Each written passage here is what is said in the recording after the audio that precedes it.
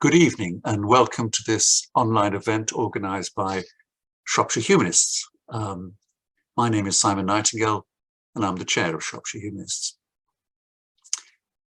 Shropshire Humanists welcome all to our events, whether they have religious faith or not, and this reflects our commitment to interfaith dialogue and our wish, if at all possible, to work alongside people with other worldviews, religious or not, on projects with similar aims to ours. It's a real pleasure today to see many local people, some humanists, some not, some old friends, some new faces, and some people from other parts of the UK, and even one person from Evanston, north of Chicago. Welcome to you all. And I'm very pleased to introduce our speakers, Mark and Sue Michaels, whom I know well as colleagues on both Shrewsbury Interfaith Forum and South Shropshire Interfaith Forum, as well as on SACRE. SACRE stands for the Standing Advisory Council on Religious Education. The multi-faith members of SACRE oversees the local religious education syllabus, as well as overseeing the compulsory acts of mainly Christian collective worship that by law, every primary and secondary school pupil has to attend every school day. Not just church schools, but all government-funded schools. Mark and Sue are involved in a number of interfaith activities and they go into schools to talk about Judaism. They're also well-known local public figures. Mark has been the mayor of Montgomery, a beautiful small town, one of Shropshire's many gems. So I'm delighted to introduce my colleagues and good friends, Mark and Sue.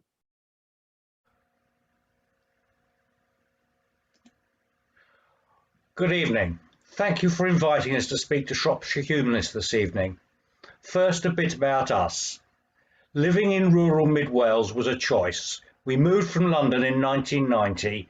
We're 74 miles from the nearest synagogue in Birmingham and even further from the next nearest in Liverpool, Manchester, Bristol, Cardiff, and although contrary to our friend's belief, that wasn't the reason for the move. We owned and ran a small hotel for 23 years whilst raising a young family, where we were very open about our Jewishness in the local community, where many had never met a Jew. We are keen that people who don't encounter Jews in their day-to-day lives have a realistic impression of who we are and who we are not. I grew up in a family that belonged to an Orthodox synagogue, were very connected to our Jewish identity and heritage, but who were not very observant. I joined a Reformed synagogue youth club and then the synagogue to which it was attached. Sue's family were Reformed synagogue members. We take for granted that our own religion, political party or nationality is diverse, but we tend to see others under a spotlight of uniformity, and a caricatured one at that.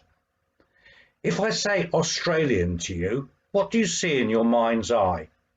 If not a white man with corks round his hat and a Crocodile Dundee penchant for big knives and cold beers, then I suspect most at least visualise a Caucasian, outdoorsy, cricket and rugby playing, barbecue enjoying Shane Warne lookalike. Where is the shared diversity?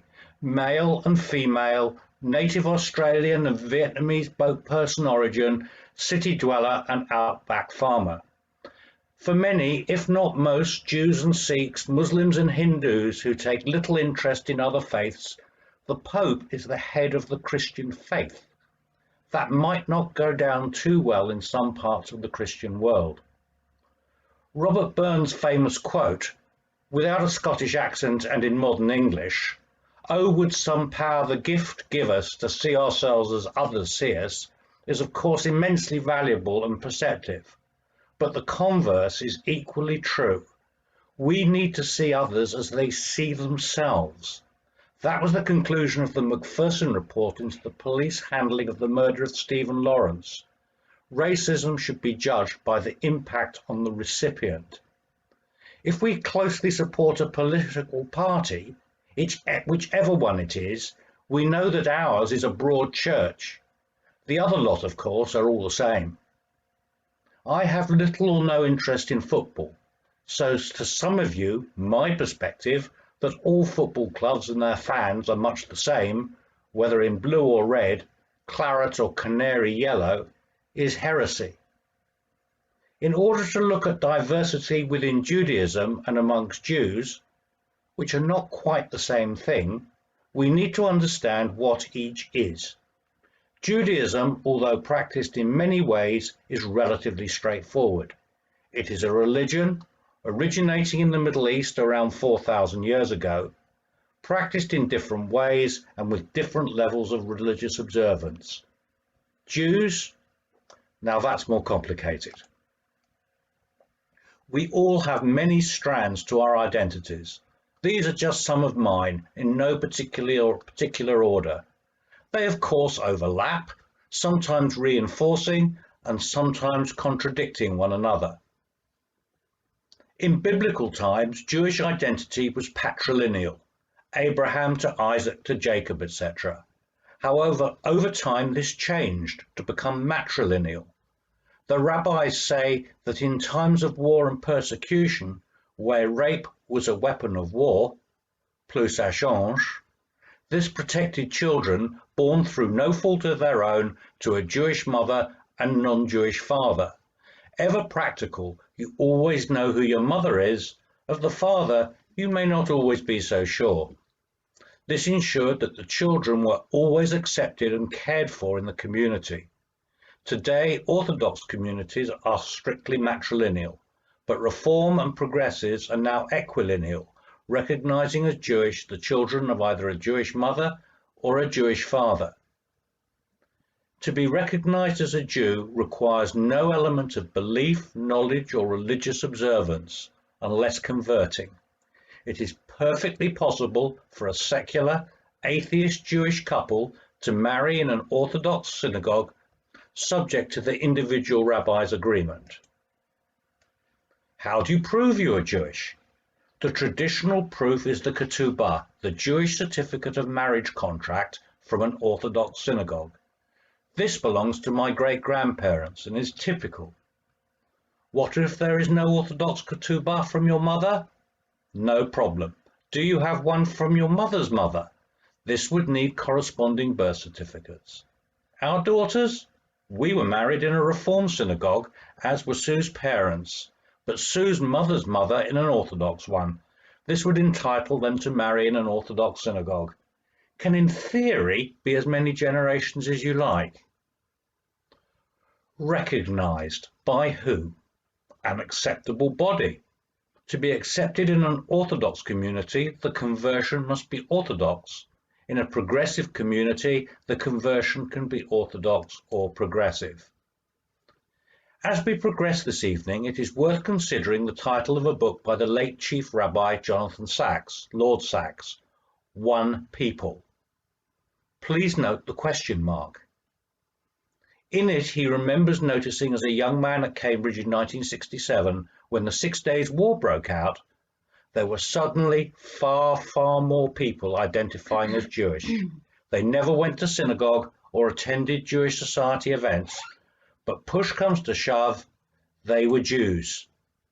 Some of you may recall historian Simon Sharma's 2013 BBC TV series, The Story of the Jews. For his conclusion, you'll need to wait to the end of this talk.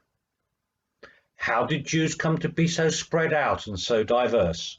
The reason lies at least in part in a series of expulsions and persecutions. The Babylonians under Nebuchadnezzar in 586 BCE sacked Jerusalem, destroyed King Solomon's temple and carted off the population. They were later released by the Persians, and those who wanted to permitted to return and rebuild. The Romans in 70 CE quashed a rebellion, destroyed the Second Temple and expelled much of the population. The expulsion from Spain and Portugal, beginning in 1492, preceded incidentally by expulsion from Britain in 1290. Pogroms in Russia and Eastern Europe from the mid-19th century resulted in a large Jewish emigration to America and a swelling of Jewish populations in Western Europe, culminating in the Holocaust. Diversity amongst Jews and in Judaism is nothing new. Josephus, the first-century historian, noted three groups of Jews: Pharisees, Sadducees, and Essenes. Clearly, being Jewish is not a question of nationality. There are Jews in very many countries in the world today, although it doesn't take much imagination to see how that would have been so different in 1850, 1900, 1930, and 1945. There are three traditional divisions within Judaism, where living in different areas amongst different cultures and languages, they developed over many centuries distinct strands: Sephardi, Ashkenazi, and Mizrahi, each having their own traditions within worship and interpretation of Jewish law, tradition, and custom, not to mention diversity of food, music, art, and literature, as they mingled and assimilated in very different cultures. A large Jewish community prospered in the Iberian Peninsula from biblical expulsion through to the reign of Ferdinand and Isabella. The integrated communities of Jews, Christians, and Muslims lived successfully side by side for many generations. On expulsion, many Jews went into hiding to be flushed out by the Inquisition. Some converted, some pretended to convert, and a good many went to the Netherlands, from where a small group petitioned Cromwell's government, and eventually the Sephardic community in Britain was permitted. There were conditions, of course: no proselytizing, no conversion, and no intermarriage. Their language was Ladino, a mixture of Spanish, Portuguese, and Hebrew. Kosher food. As some of the differences include food, I'd better give you some idea of the complex rules around kosher food, known as kashrut. All meat must be slaughtered in accordance with rules set in biblical times, considered then to be the most humane method, and removing all blood. Animals allowed must have both the cloven hoof and chew the cud, so they're true herbivores and do not kill or scavenge. So cattle, sheep and deer are examples of what is permitted. No dairy may be consumed with or for 3 hours after meat. And fish must have fins and scales, which excludes shellfish, carnivores and scavengers too. Sephardi cuisine emphasises salads, stuffed vegetables and vine leaves, olive oils, lentils, fresh and dried fruits, herbs and nuts and chickpeas. Meat dishes often make use of lamb or ground beef. Fresh lemon juice is added to many soups and sauces. And many meat and rice dishes incorporate dried fruits, such as apricots, prunes and raisins, and pine nuts are used as a garnish.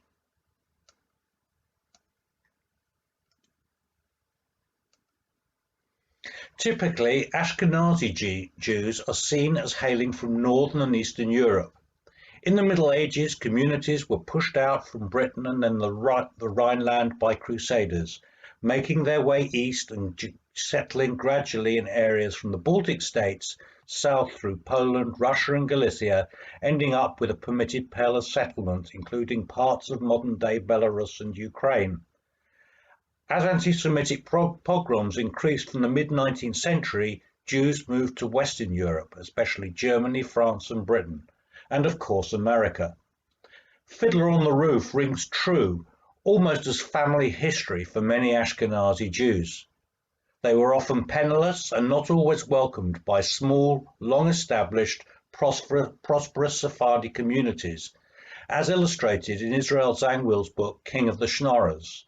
They spoke Yiddish, different dialects including elements of German, Hebrew, Polish and Russian, as well as Russian, Polish and other languages, whereas their host established Jewish communities spoke either the language of the country or Ladino. There were approaching 150 synagogues in the Jewish East End of London in its heyday around 1900. Most of Sue's and my ancestors arrived between 1860 and 1890. All our grandparents were born in Britain. After having been expelled from Western Europe in the Middle Ages, Jews were forced to live in poverty and thus were limited in terms of ingredients. Dishes were made with fewer components. They were not heavily spiced, and ingredients that were more flavourful had to be used sparingly due to cost. This is often why some dishes in Ashkenazi cuisine have a reputation for being bland relative to dishes in Sephardic or Mizrahi cuisine. Mizrahi or Oriental Jews are the descendants of the local Jewish communities that had existed in Western Asia and North Africa from biblical times into the modern era. Large communities flourished in places such as Morocco, Tunisia, Libya, Egypt, Iraq, Iran, and Yemen. Regrettably, these communities have almost entirely vanished, with their populations either being expelled or leaving voluntarily through a mix of fear and Zionism since the formation of Israel. Israel is occasionally perceived by detractors in the West as a colonial enterprise, with some saying they should go home, seeing Israelis as coming from Eastern Europe and America post-Holocaust.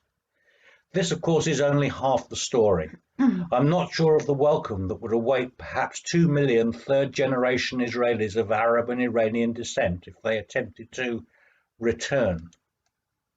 Coming from the Mediterranean and sunny climes, Mizrahi cuisine is often light, with an emphasis on salads, stuffed vegetables and vine leaves, olive oil, lentils, fresh and dried fruits, herbs and nuts, and chickpeas very similar to Sephardi. Meat dishes are often made use of lamb or ground beef. Fresh lemon juice is also added to make soups and sauces. Many meat and rice dishes incorporate dried fruits such as apricot, prunes and raisins. Pine nuts are also used as a garnish, and pomegranate juice is a staple of Persian Jewish cuisine. Ashkenazi Shabbat food includes gefilte fish, stuffed fish, made from a mixture of ground fish, chicken soup, cholent, which is a hearty stew, usually made with meat, and kugel, potato or noodle pudding or casserole. On Shabbat, Sabbath, the Jews of North Africa and Tunisia and Morocco serve chaime, a fish in spicy tomato sauce. One slow-cooked food was ropa vieja, which actually translates as old clothes, as the story goes, that an old man shredded his clothes to eat. So it's a dish of shredded meat and vegetables that resemble rags. Shabbat foods are often slow-cooked prior to Shabbat and kept warm overnight once cooked, as cooking is forbidden on Shabbat by Jewish law. In Yemenite cooking, Shabbat dishes include jachnun, a pastry dish, and kubane, a Yemeni bread. Ashkenazi Jews who are of European descent have historically avoided rice, beans, corn and other foods like lentils and soya beans at Passover. The tradition goes back to the 13th century when custom dictated a prohibition against wheat, barley, oats, rice, rye and spelt. Sephardi and Mizrahi cooking differs substantially from Ashkenazi cooking on Passover due to rabbinic rulings that allow the consumption of kininiot, a category which is forbidden to Ashkenazi Jews. They're legumes and some grains, which include rice and a variety of beans and pulses. Charoset, a sweet paste used to symbolize the mortar used by the Hebrew slaves before the Exodus. A classic Ashkenazi charoset couldn't be easier. It's straightforward mix of apples, toasted walnuts or ground almonds, and sweet red wine with some sugar and cinnamon tossed in for good measure. But Sephardic charoset is usually made as a paste from raisins, figs and dates. These are not the classical racial divisions, but my own selection as examples. There are Jews of all races. There are Caucasian Jews, both Ashkenazi and Sephardi, living all over the world, with large populations in America, Europe and Australia. Much of the Russian Jewish population eventually emigrated when finally permitted in the 70s and 80s. There were some very high-profile evacuations in the 60s and 70s where communities were facing persecution and starvation. These communities claimed ancestry from the 10 lost tribes of Israel. They practiced many of the laws from the Torah and considered themselves to be Jews for many, many generations. There was some dispute in Israel, I suspect tinged with not a small amount of underlying racism. However, the chief rabbis eventually agreed and they were deemed to be Jews for the purpose at least of the law of return.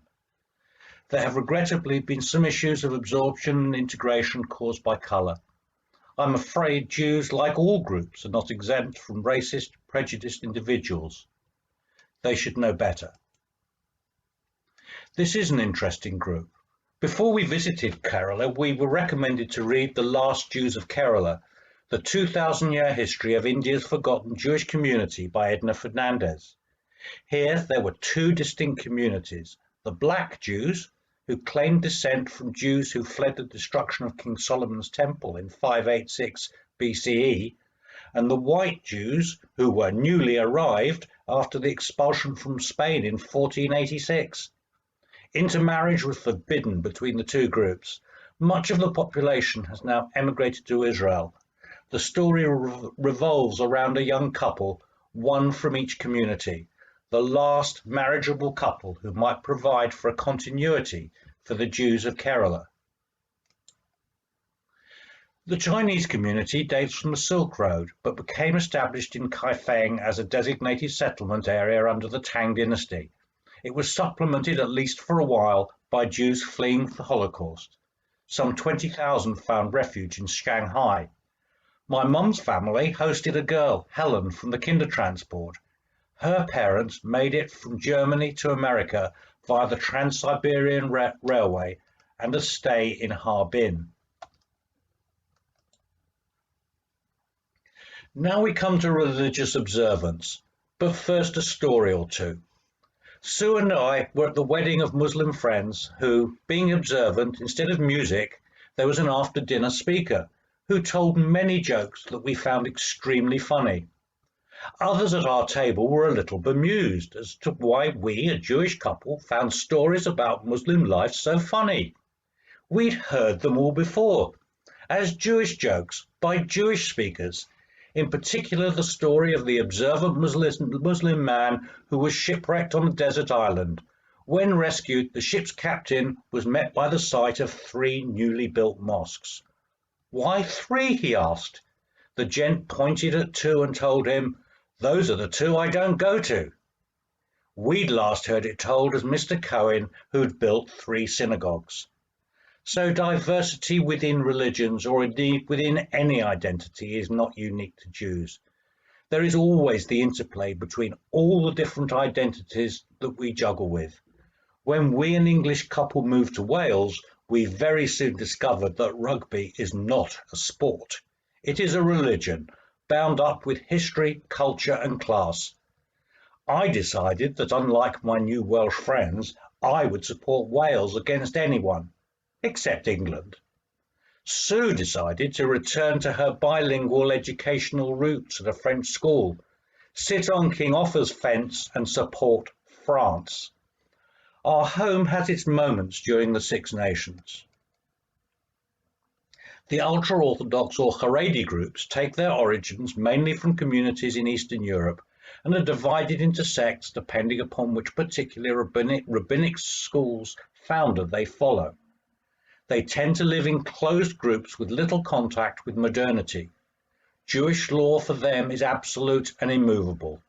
For an insight into this world, Netflix's series Unorthodox has an authentic, if at times caricatured, feel about it.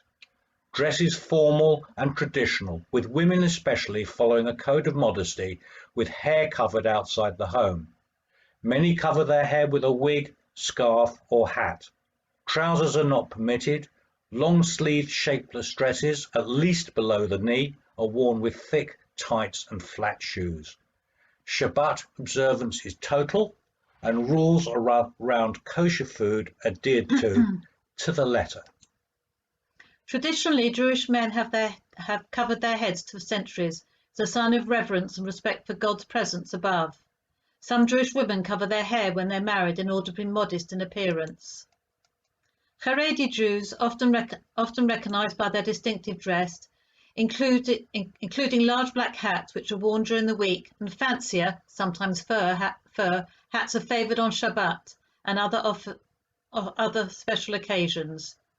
These are generally worn over a kippah because 2 head coverings are considered more meritorious than 1, and when taking off the big hat indoors, there's no risk of remaining uncovered. Not all Hasidic Jews wear fur hats. Members of Chabad, for example, favour fedoras. During the week especially, other sects wear hoisha hats, black, high-crowned hats with brims. The Platish Abiba hat is similar but has a lower profile. Sometimes the head of yeshiva, a Jewish house of study, will wear a variation of one of these hats with the brim turned up. Some Hasidic children wear a hat called a kashket as an alternative to kippah. This is shaped like a Burkharian kippah, having wide band and no brim, but it's usually entirely black and made of felt. The fez is cylindrical red cap, sometimes with a tassel traditionally worn by Jews from the former Ottoman Empire, especially Morocco. Jews tend to call it by its Arabic name, tabouret, tarbush. A kippah in Hebrew or yarmulke in Yiddish is a kind of minimal cap that covers the crown of the head. It's worn for religious purposes, not for sun protection or keeping off rain. There are several styles of kippot, the plural of kippah, that are common around the world. Often the style of kippah worn signals the religious and even political affiliation of the wearer. Black scientifically is the absence of colour. Wearing black only indicates lack of concern for colour and other dictates of fashion, and thus helps keep priorities straight. In old sociological terms, to be inner-directed rather than other-directed. Anyway, it certainly eliminates the pressure of deciding what to wear each morning. Long garments are a sign of respect. Nowadays, most people wear them only at the fanciest of affairs. Some religious Jews wear them only on special occasions, such as Shabbat and the festivals. Others feel that every moment is a special occasion, because at every moment one has to be constantly prepared for prayer, Torah, study, etc. Again, the Torah is absolute, but they do not live in closed communities and will be seen out and about, men wearing a kippah, the skull cap. In the UK, most modern Orthodox synagogues belong to the United Synagogues organisation that elects the chief rabbi of the United Kingdom and Commonwealth. He is therefore not the chief rabbi of Reform and Progressive Judaism. However, on any broad area of common interest, they will take his lead, and he then speaks for all. Some will recall the furore when Holocaust survivor Reform Rabbi Hugo Gryn, broadcaster of Moral Maze fame, died. Jonathan Sacks did not attend the funeral, as it was a Reform service. Although the Sacks and Gryns were on personally excellent terms, he visited their home to pay his respects. This came very close to the Reform and Progressive movements appointing their own chief rabbi. The only saving grace was that the Haredi groups were equally critical because he expressed his condolences to what they perceived as a heretic. It is quite possible to be a member of an Orthodox synagogue but not be very observant. Many will consider rules around synagogue attendance, dress code, Shabbat observance and kashrut in a more flexible way, often making compromises to fit modern life with a feel for heritage too. Note that men and women sit separately, either women in an upstairs gallery or separated by a screen downstairs, apparently to stop women from distracting the men. Women take no part in the service but follow and join in from a prayer book only. Masorti Judaism is the newest grouping and is closest to modern Orthodoxy, more or less the same as what's called conservative in the United States, but has parity of roles and esteem for women in the synagogue. We were married in a London Reform synagogue by the first British female rabbi. My mother's modern Orthodox, not very observant Birmingham family could be heard muttering, "All this distance? Reform? Female rabbi, and she's pregnant." Actually, she was 8.5 months pregnant. Men and women sit together and have complete parity.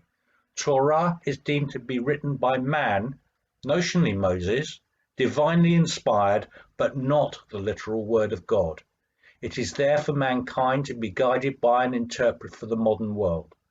Some Reformed Jews will choose to be Shabbat observant and keep to strictly kosher food, but most will make compromises.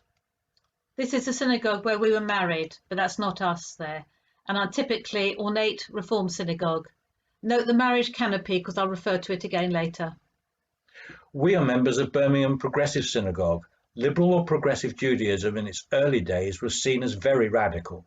Services were entirely in English, head coverings and talit, the prayer shawl, optional and little in evidence. They have gradually moved now to a position with almost as much Hebrew as Reform, nearly every male with head covering and talit, and more women wearing them too. Sue threatens to move to Birmingham Orthodox, where my parents were married, if it ever became compulsory for women. For us, the nature of progressive Judaism is ability and indeed requirement to make informed choices. That doesn't make those choices all rational. After all, a heritage that is a mixture of religion, ethnicity, nationality and race, all scrambled together, occasionally forces strange choices. This is the very new progressive synagogue in Birmingham where we are members. The top pictures from our daughter's wedding. Remember the canopy at West London? Here she chose a rose arch to symbolise that, and her husband is about to break the glass with his foot in the traditional manner. At Jewish weddings, 7 traditional blessings are read. They chose 7 family members and friends to deliver readings that were important to them. Rosh Hashanah, the Jewish New Year. Anna, who lives in Somerset, will drive to London and back for a New Year family lunch, complete with traditional apple and honey, but not to go to synagogue. Yom Kippur, the Day of Atonement, the 25-hour complete fast. Our other daughter will work throughout it, abstain from eating, but will have a hot chocolate for energy. When we were in Hong Kong, we were lucky enough to be invited to Shabbat Orthodox service. Mark was welcomed like a long-lost member and included in the service. I was ignored completely because in my 6-month traveller's rucksack, I didn't have quite modest enough clothing and turned up in trousers. I grew up in a home that had ham and bacon but no pork. This was due to my grandmother's compromises during the war to feed her daughter. If you're interested in more of those quirks and compromises that we and others make, we're happy to answer any questions later. You cannot decide to be a Jew and just say, I believe this, I do this, I am a Jew. Likewise, you cannot become not a Jew by doing the converse. The holy secular Jew is a concept very mainstream in America and Israel, but less so elsewhere. Encapsulated in Israel by the very different identities of Tel Aviv compared to Jerusalem.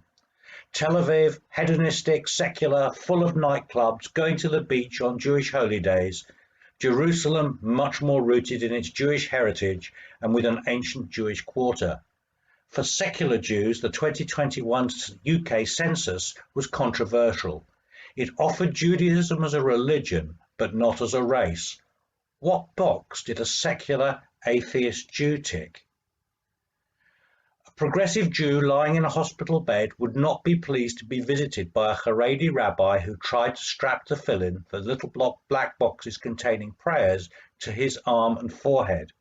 Likewise, a Haredi man in hospital would have a pink fit if a female progressive rabbi called on him.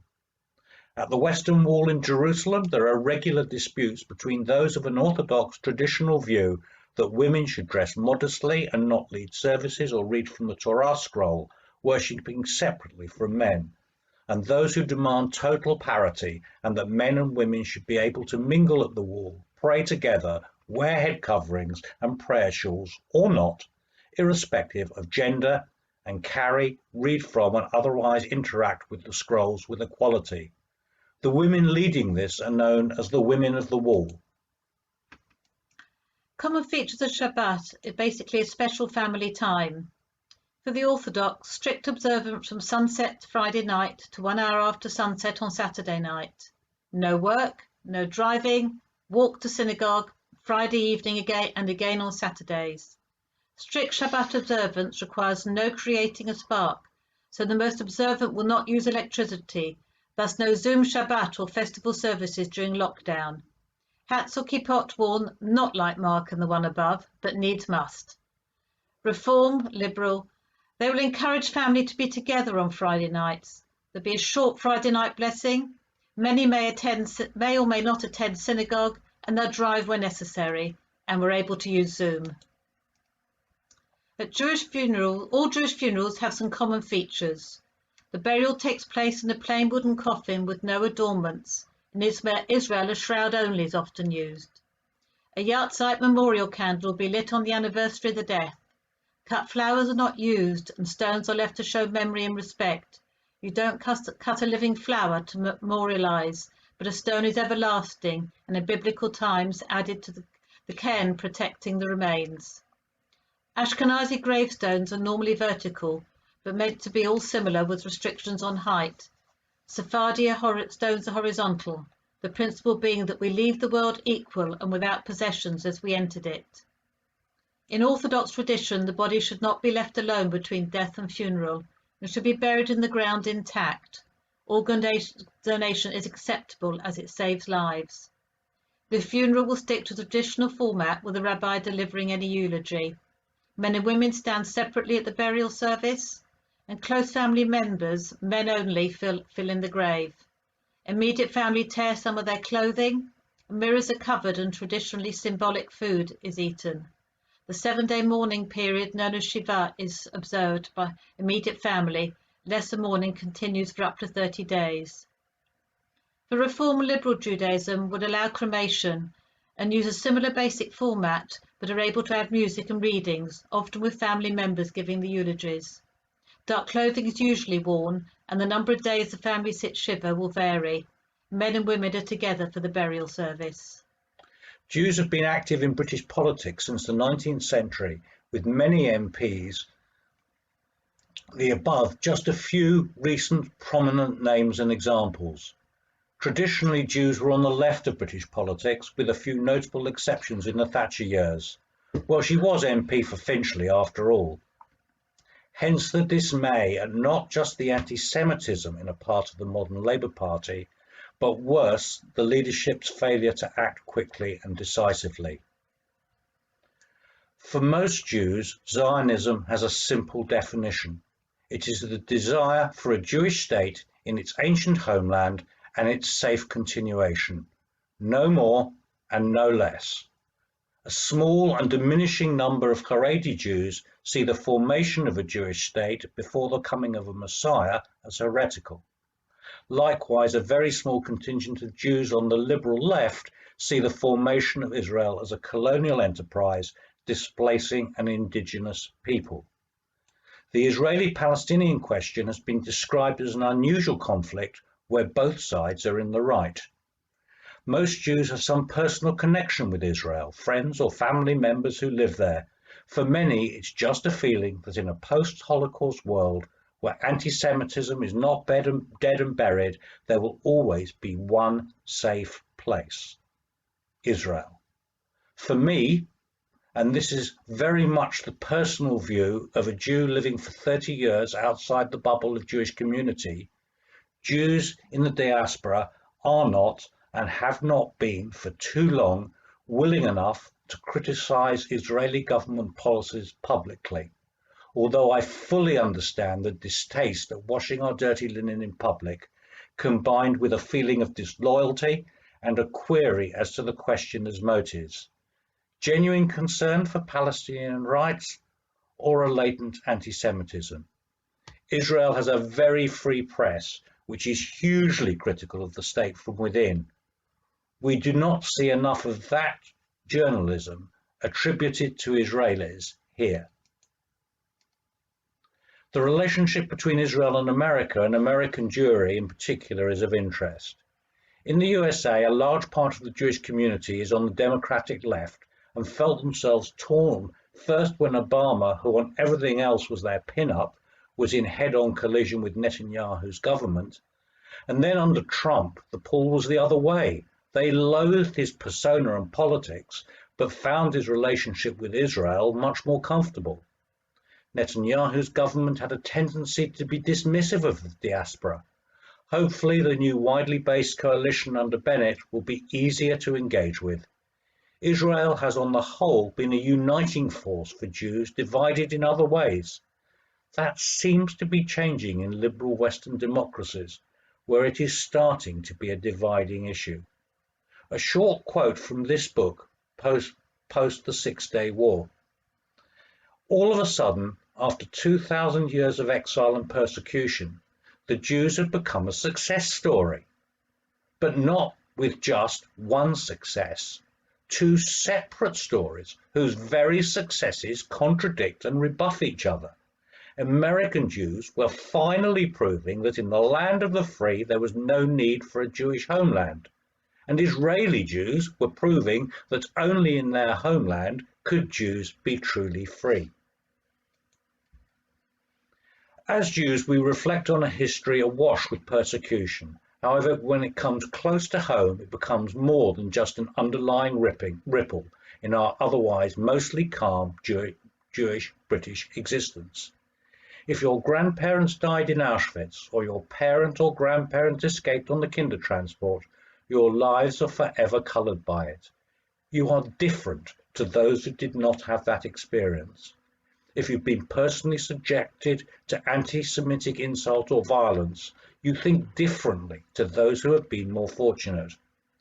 Going back to my memory of that Muslim wedding comedian, he could not have told those self-same stories at a Jewish function as a Muslim, nor a Jewish speaker have been engaged at the Muslim one. They would respectively have been considered anti-Semitic or Islamophobic. So too the non-Jewish journalist who persistently criticizes Israel without reference to similar or much worse behavior by governments in many, many parts of the world. He runs the risk of being considered anti-Semitic by the Jewish community. We need to hear the authentic voices of legitimate, authentic, not hyperbolic criticism from within. The differences in nationality, religious origin, ethnicity, and more also provide differences in food preferences. As Sue has said, a Sephardi or Mizrahi Jew would look with horror at a pickled herring. A French Jew would look askance at well-done roast beef, however kosher. What would an Ashkenazi Jew from Latvia make of an aubergine or a pomegranate? What is your choice in Jewish music? Klezmer, Bob Dylan, Mahler, or Bernstein? Do you prefer Marc Chagall or Lucian Freud? Remember at the beginning, I said I'd tell you Simon Schama's conclusion. Jews, like many religions and groups, do not all share common ethnicity or nationality, culture or language, politics or religious observance or belief, race or ethics. There are white Jews and black Jews, gay Jews and straight Jews, religious Jews and secular Jews, able Jews and those with disabilities, left-wing Jews and right-wing Jews, Asiatic, African and Caucasian Jews, wealthy Jews and poor Jews, Israeli Jews and diaspora Jews, Zionist Jews and those who are not. Jews with Holocaust survivor heritage and those without. We do not all share similar food, heritage, tradition, music, art, religious observance, or view of our place in the world. So what do we share? Schama's conclusion? We share a common story. We don't need to believe the story, but we still share it. Rabbi Jonathan Sacks's One People? Remember the question mark. That's it. Question time. Mark and Sue, that was a really wonderful talk. You managed to cover a huge amount of content and discussed a number of important themes clearly and thoughtfully, and in such an engaging style. Many thanks on behalf of all of us. But I'm just going to start off by asking Mark and Sue, in a way you've described the range of diversity, but presumably things are changing.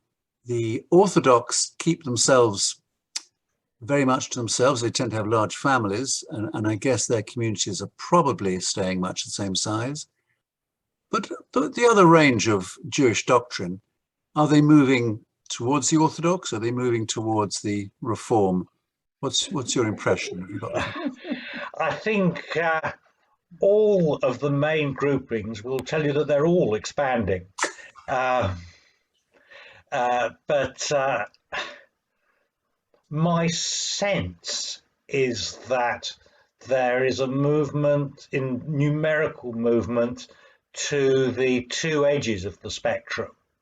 That may just be my sense. It may not be based on fact, but my sense is that the Reform and progressive end has expanded, and that the Haredi, the ultra-Orthodox end, has expanded. And my knowledge in terms of numbers of communities is slim. That's my feeling. Yes, it's actually analogous to what's happening in Christianity in the UK. The Church of England, which I guess is sort of middle of the road, has plummeted. Only 12% of the population are Church of England and 1% of young people are Church of England. And even among Christians, people who say they are Christian, less than half believe that Jesus was a real person, died, came back to life, and was the Son of God. So half the people who are Christian are probably what you might call cultural Christians and non-theist or atheist indeed. And yet the fastest growing group of Christians in this country are the Pentecostal, the evangelical, and the charismatic. They're still quite small numbers, but they are growing quite rapidly. And if you go to the Barnabas Church in Shrewsbury or the Cromere Baptist Church, they're absolutely packed. Whereas the Church of England services usually have no more than 4 in the congregation on a Sunday, all over the age of 65. So I wonder whether it's similar to that.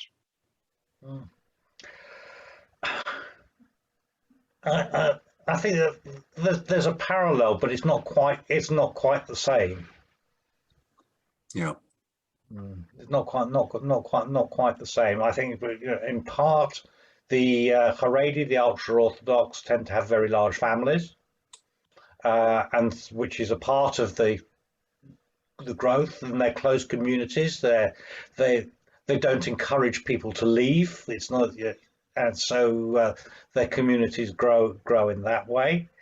The welcoming of patrilineal dissent and the welcoming of conversion in the reform and progressive movements obviously also has an ease of acceptance there, whereas the middle perhaps finds it more difficult. But I don't know.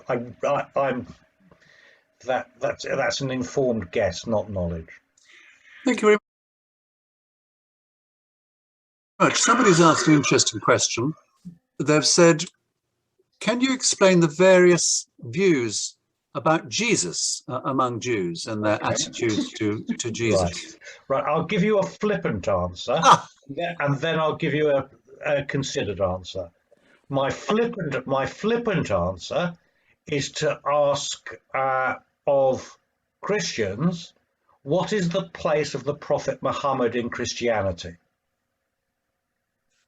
And the reason that I say that, we're tongue-in-cheek, is that the answer is the same as the place of Jesus in Judaism, is that the narrative, the narrative of the story finishes before Jesus appears, or in the case of Christianity, the narrative, the Bible narrative finishes before Muhammad appears.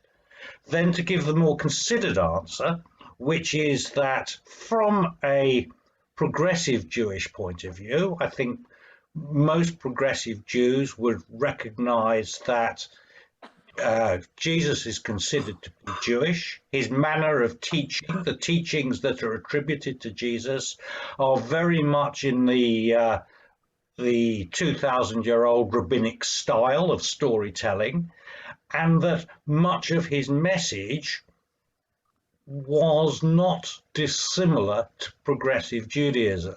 However, where the divergence comes between Christians' view of Jesus and Jews' view of Jesus is any consideration of divinity, because for Jews, as for Muslims, perhaps the key core and probably, if you narrow it down, the belief is in a single indivisible God who it cannot be divided in any way. Now many Christians will tell me that that's the same as Christianity, and that the Trinity is only a concept of explanation. However, over very, very many centuries, that has been a cause of division. That's very interesting. Holly has asked an interesting question.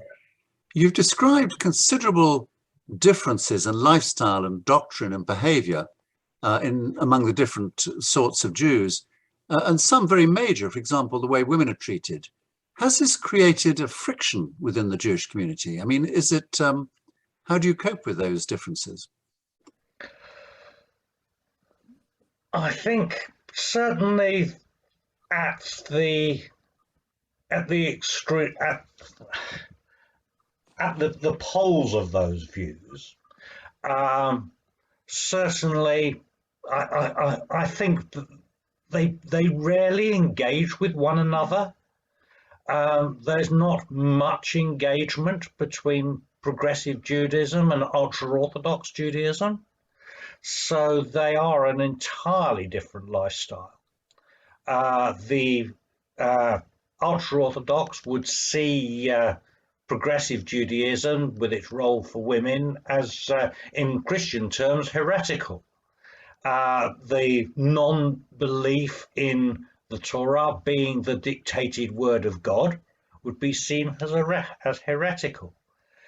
As soon as you come away from an attempt to live every word of Torah, you then come to your own choices.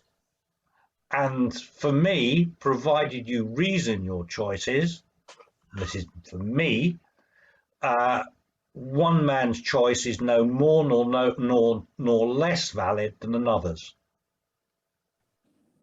Yeah, that's very Does interesting. that go somewhere near answering the question? Yes, that's very helpful.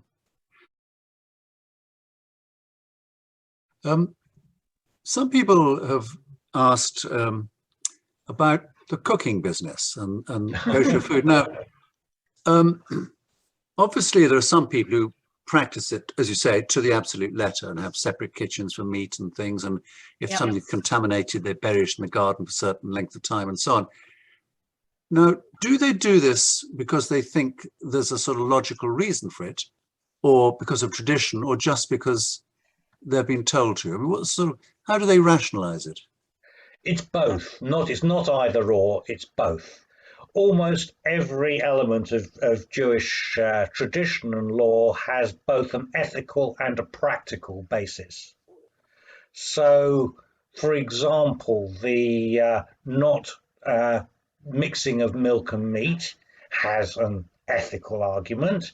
It goes back to a commandment in Leviticus that you shall not see the kid in its mother's milk, which was apparently a Canaanite religious ritual. Now, I can't think of anything ethically much more revolting than finding a baby animal and cooking it in its mother's milk. Ethically revolting. Also practically, in cookery terms, with no refrigeration, milk and meat cooked together was a recipe for curdling and disaster. So practical and ethical. Shellfish, prohibition against eating shellfish. Now, there won't be many people, I suspect, who regularly eat shellfish who haven't had the odd dodgy one, the old bad oyster or bad mussel and regretted it. In a time of no refrigeration, it was food that was likely to make you ill. On an ethical basis, it scavenges. So we don't eat, observant Jews don't eat animals that kill animals or eat dead animals. If you know what the animals eat and you know what you're eating.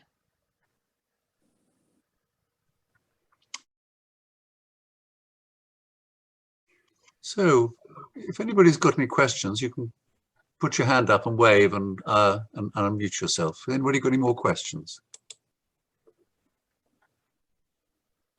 Martin Eldridge. No, I was struck by a double negative. You said you cannot not become a Jew if in fact you have come in some way from a Jewish family or part Jewish family. I come from a family which is made up of an Englishman who was not Jewish.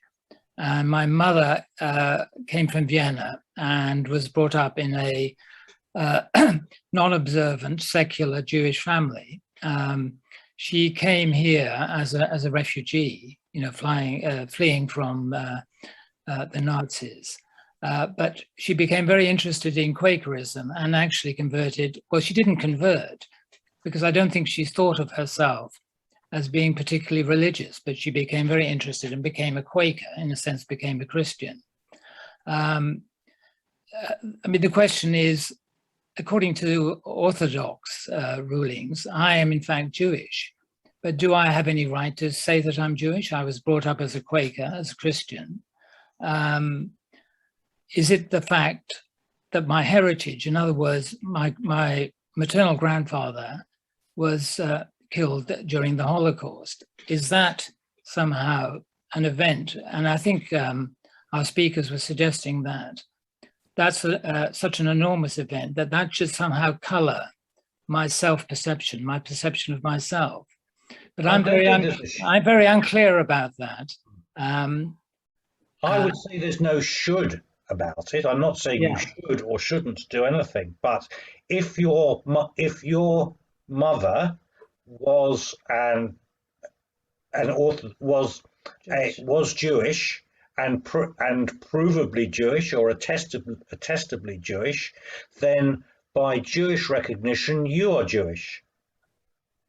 You can change your own personal beliefs. It's like the colour of your eyes. If you're born with one colour eyes, you can put a contact lens in and change it.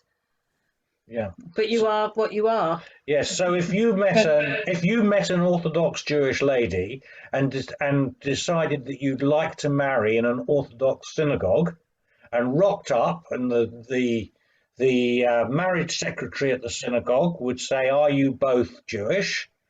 And the lady would get out her parents' Orthodox marriage certificate and her ketubah and say, "Yep, my parents were married in an Orthodox synagogue. That's good enough evidence."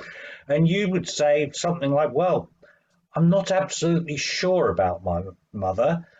She came from Vienna. As far as I know, her parents were Orthodox Jews, but I haven't got much proof of it." The rabbinic authorities would make inquiries, but at the end of the day, it would be up to the rabbi to decide, or the religious court to decide, if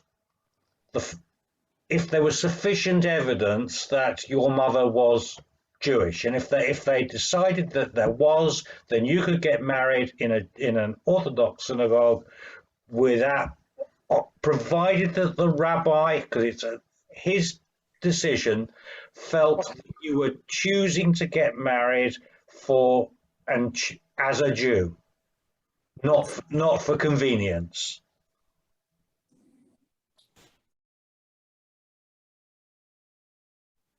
We've had a question about afterlife, and I'd be really interested to know what you think about the question of afterlife, because for many religions, their view of the afterlife and what happens there actually has a major influence on how they live the life here on earth. So what is it with Jews? Well, Jonathan Sachs was asked that question, and I'll give you his answer initially, which was that the Torah says very little about afterlife. But it does say that we believe and trust in God. And if we believe and trust in God, live a good life here, and he'll leave the rest to him. That was his answer. It's not entirely the whole truth, because of course we have the concept of the Day of Atonement, and which is about forgiveness of sin and asking God to inscribe you in the book of life for a good life. But atonement, and taking it a little bit away from the afterlife, is about atoning for sins to God. It's not about atoning for sins on earth. So if, Simon, I come downstairs and punch you on the nose, I don't ask God to forgive me for that. I have to get your forgiveness first. Well, I wouldn't forgive you. So don't do it. All right, I'll hold him back. Yes, that's an interesting idea. Yeah.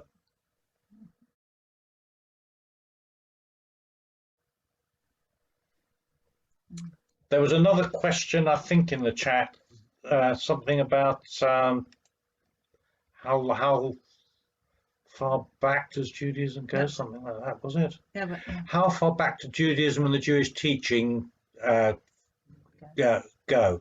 So if one follows the Bible, it sort of goes back about 4,000 years. About 2000 BCE would be when Abraham would be considered to have existed. Having said which, from a progressive Jewish viewpoint, was that Abraham wouldn't have to be an individual. It could be humanity's recognizing that praying to lumps of stone and pieces of wood or the sun or the moon really wasn't very effective, and if there was a god, then it needs to be something more spiritual and more more spiritual. So it doesn't have to be Abraham. To progressive Jews, doesn't have to be a singular personification. Is, We're in, Sue's just pointing out to me, we're in year 5782, which is notionally back to creation. If you work your way back through the begats in the Bible, and you include Methuselah and some very aged people, you go back to 5,782 years. But certainly progressive Jews would take a modern scientific view. There would be strictly Orthodox Jews who would say 5782, that's what it says. It's just that we don't understand what that means. okay, so there are Jewish young earth creationists.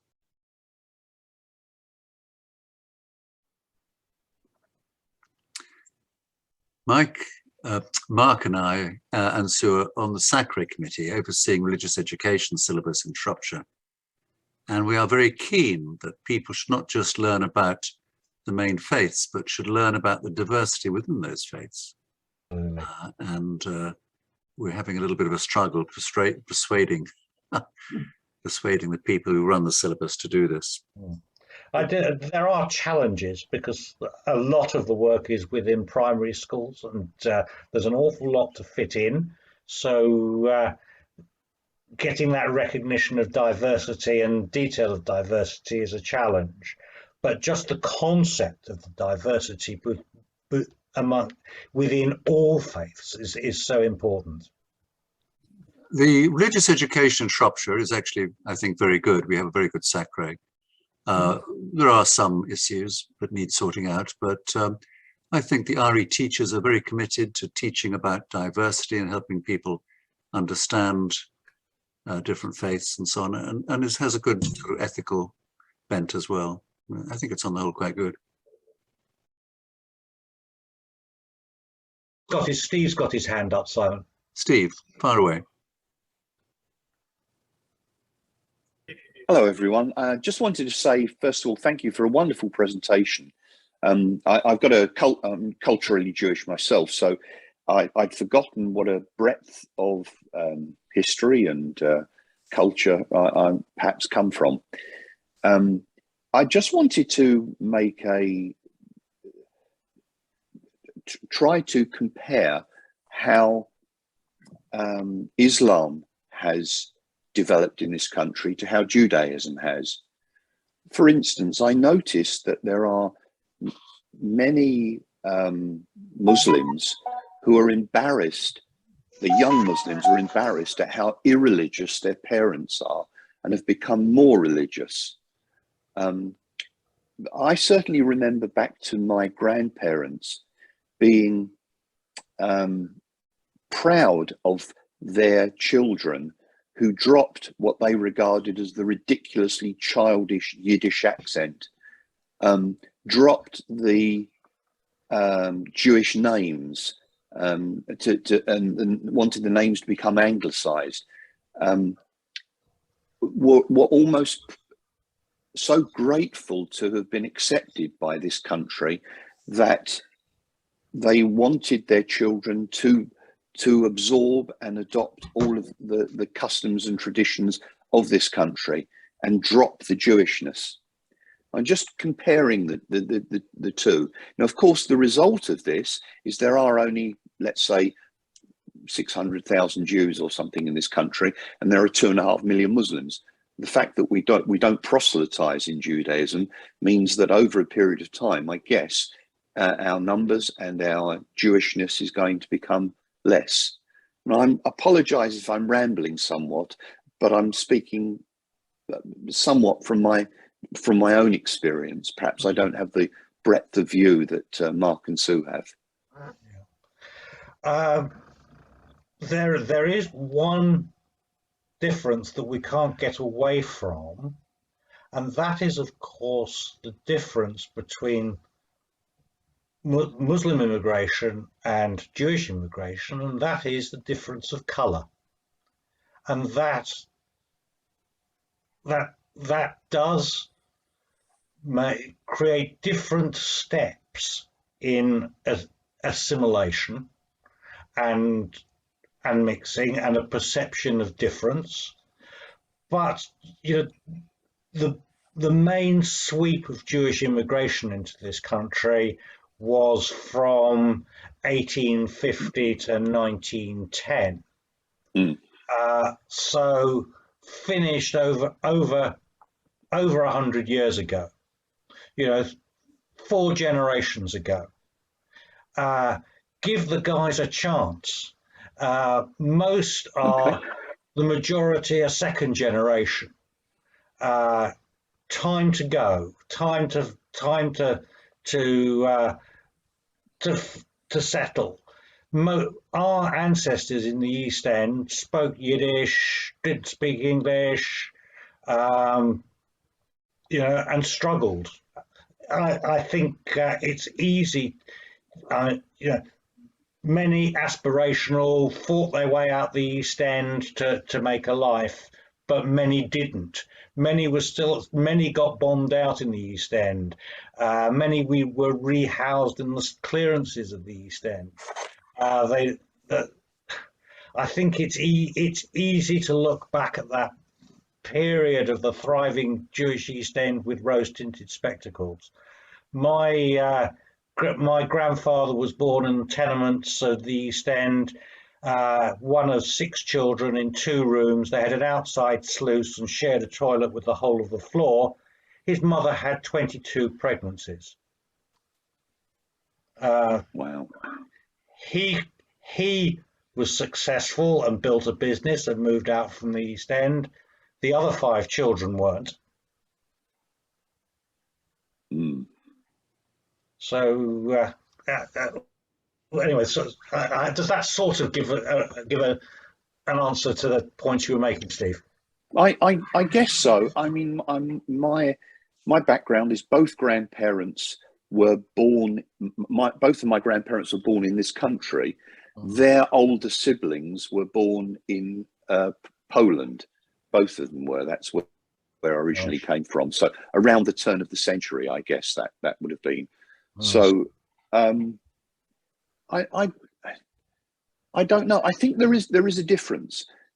If I'm comparing Islam to Judaism, the big advantage with Judaism, from my point of view, is if I find myself at a function, a party of some kind, sitting next to a rabbi, I'm very able to have an argument or disagreement with him over anything.